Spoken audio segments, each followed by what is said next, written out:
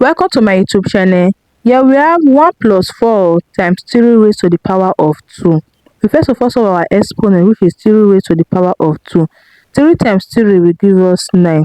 Then we bring down 1 plus 4 times 9. 1 plus 4 will give us 5. Then 5 times 9 will give us 45. And what if I say this answer is incorrect because we did not follow the order of operation, which is PEMDAS. In PEMDAS, we have the parentheses, exponent, multiplication, division, addition, and subtraction. So multiplication and division have equal priorities, such as addition and subtraction, working from our left to our right, in order to have a very good answer.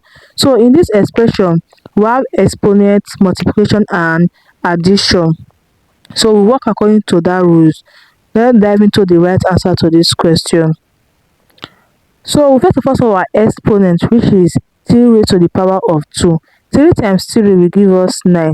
Then we bring down 1 plus 4 times 9.